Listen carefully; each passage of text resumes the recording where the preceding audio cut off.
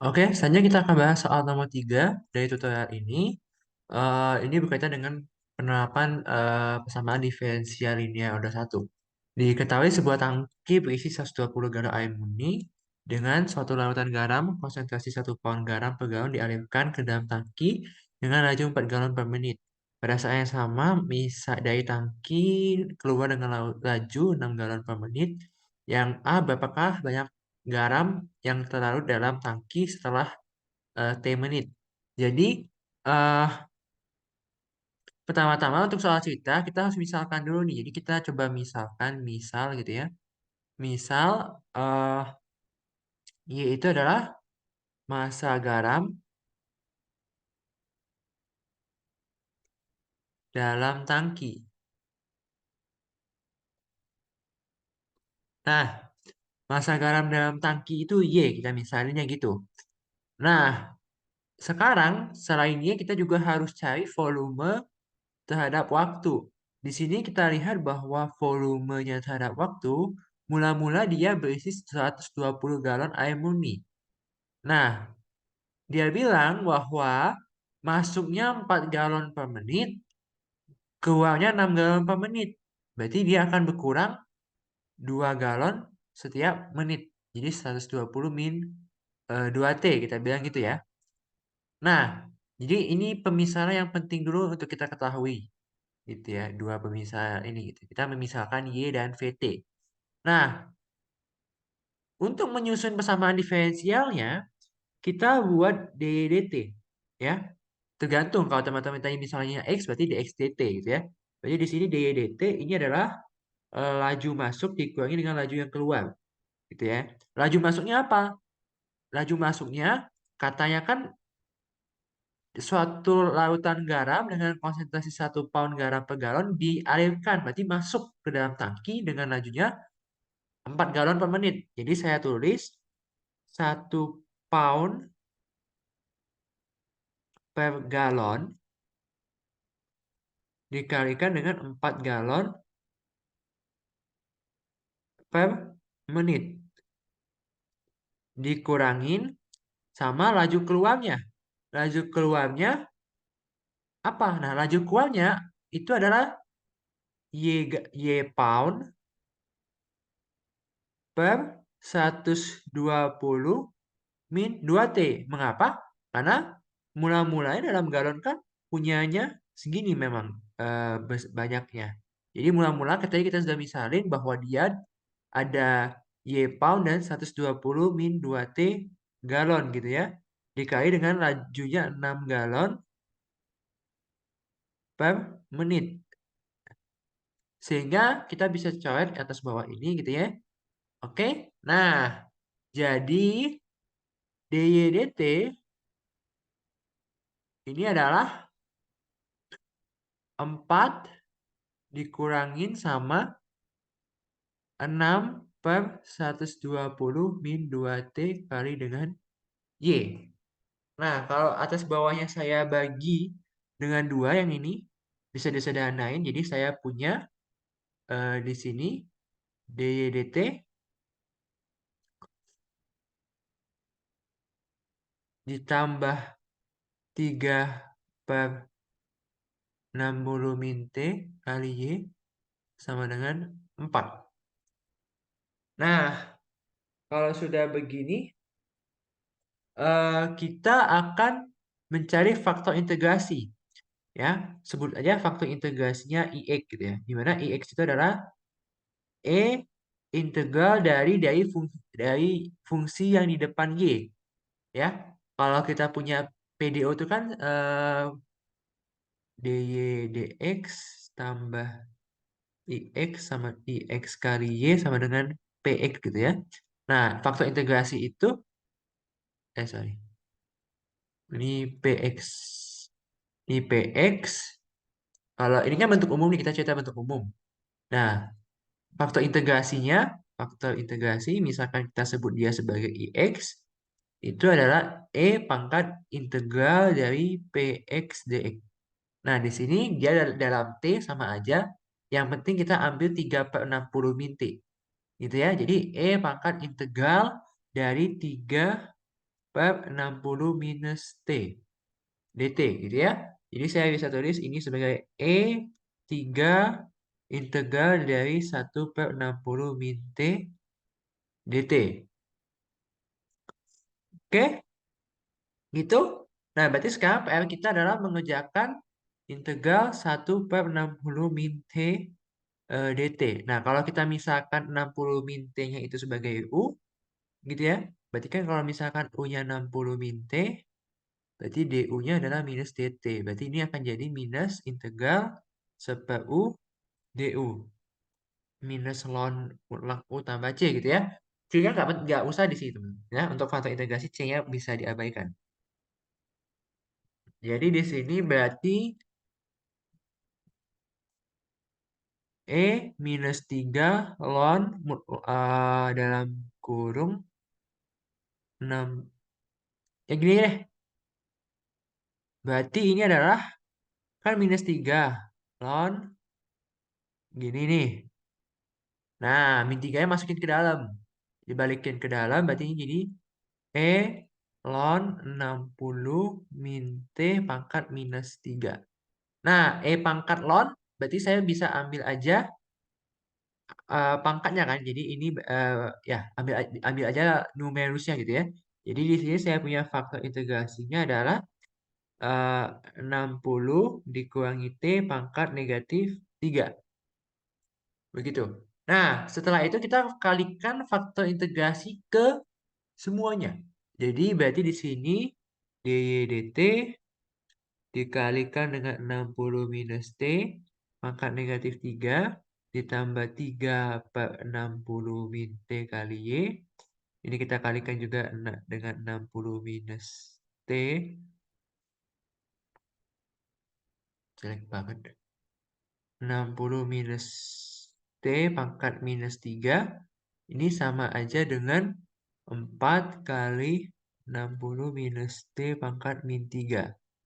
Nah, di yang bentuk ini akan menjadi d dt dari Y dikalikan dengan faktor integrasi ya. Ya, jadi kayak aturan hasil kali gitu. Yang ini tetap. Kemudian kedua ruas diintegralin. Kalau diintegralin berarti d dt-nya hilang dong. Berarti tinggal sisa Y kali 60 minus T pangkat min 3 sama dengan 4 kali integralnya dari 60 minus T pangkat min 3 dt. Gitu ya. Nah, jadi kita ketemu lagi nih integral nih. Kalau saya misalkan eh U gitu ya. Berarti ini integral coba. Kalau ini kan berarti integral 60 minus T pangkat min 3 dt. Kalau kita misalkan U gimana tuh? Berarti jadinya minus ya. Jadi minus integral hmm,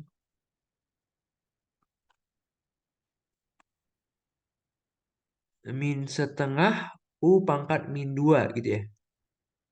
Ya kan? Bukan integralnya lagi. Itu udah hasil integralnya, Pak. Jadi kan ini berarti minus integral U pangkat minus 3 DU gitu kan. Kalau saya integralkan berarti jadinya minus ini jadi min 1/2 U pangkat min 2 gitu ya. Ditambah dengan konstanta. Oke? Berarti di sini jadi plus gitu ya. Jadi plus berarti ini akan jadi Y kali 60 minus T pangkat negatif 3. Yang ini berarti 4 dikalikan dengan 4 kali setengah. Gitu ya. Dikalikan dengan 60 min T pangkat min 2 tambah C. Jadi di sini berarti Y kali 60 min T pangkat minus 3. Ini sama aja dengan 2 kali 60 minus T pangkat min 2 tambah C gitu ya.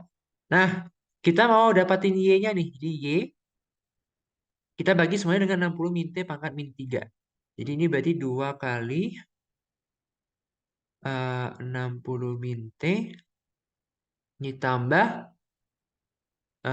C kali 60 min T pangkat 3. gitu ya. Karena kan kita bagi semua gitu kan. Jadi pangkatnya bisa naik. Oke? Nah, itu. Kemudian kita ada syarat awalnya nih. Kata syarat awalnya itu syarat awal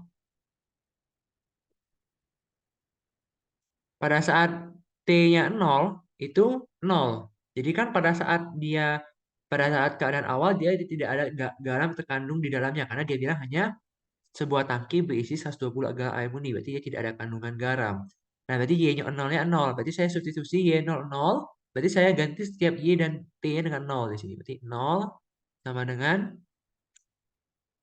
120 ditambah dengan C kali 60 pangkat 3 gitu ya.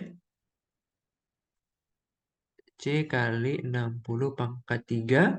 Berarti di sini C-nya adalah minus 120 per 60, 60, 60.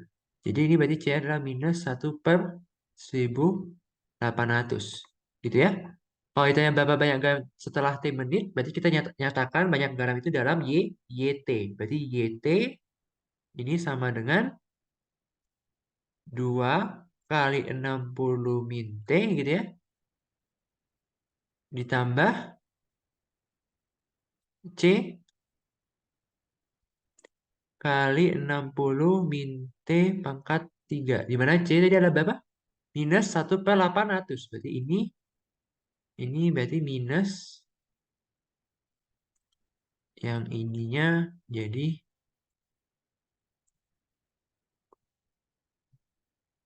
1800. Gitu ya? Oke, jadi itu jawabannya. Untuk yang A, baru yang A loh. Oke? Nah, lalu kita diminta menghitung limit dari konsentrasi garam. Ya, jadi konsentrasi